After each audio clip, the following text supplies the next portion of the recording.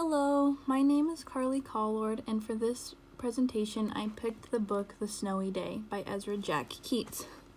So for this assignment we were supposed to research about the book a little bit and research about the author and illustrator, but actually in this book the author and illustrator are the same person, Ezra Jack Keats. So first I'm going to start talking about the book.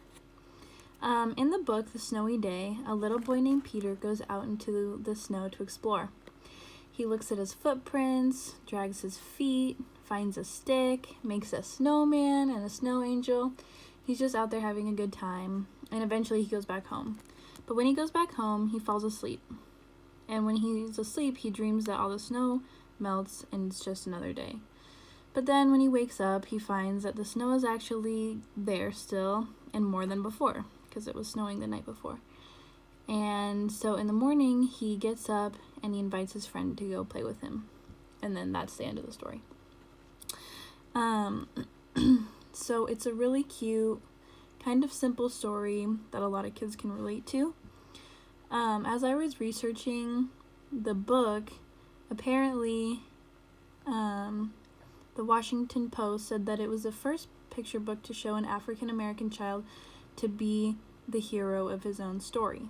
And I thought that was really interesting because this book was written back in 1962, I believe.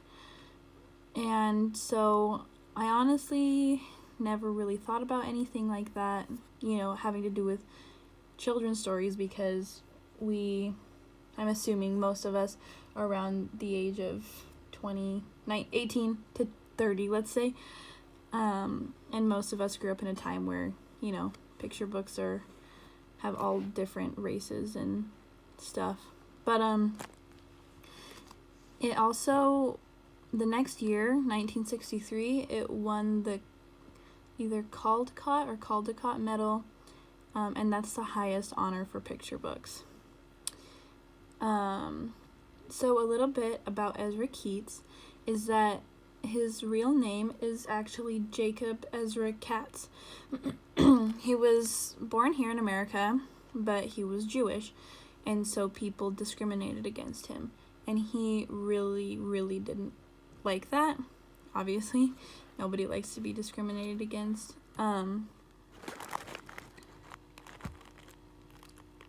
However, here's a picture of him.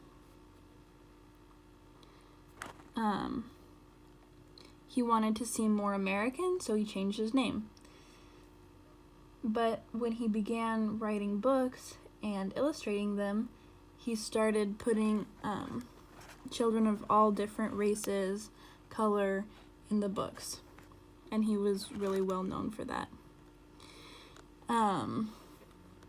When he was a little bit younger, he was an illustrator for Marvel Comics, just the background, but still that's really cool. And his first job that he was hired to do was when he was 8 years old, to paint a sign for a local market, and he got paid 25 cents.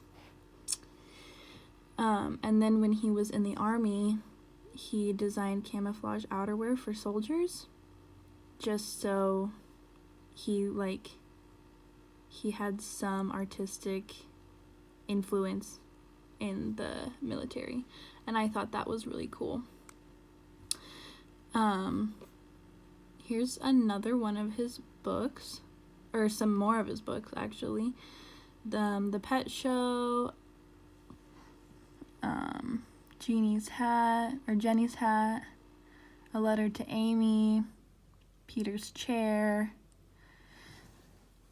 and Over in the Meadow. Sorry.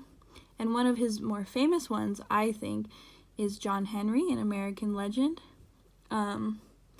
This one is pretty famous. I'm not sure that you've heard of it. But he has his own foundation, the Ezra Keats Foundation. And the motto is Keats, Imagination, Diversity.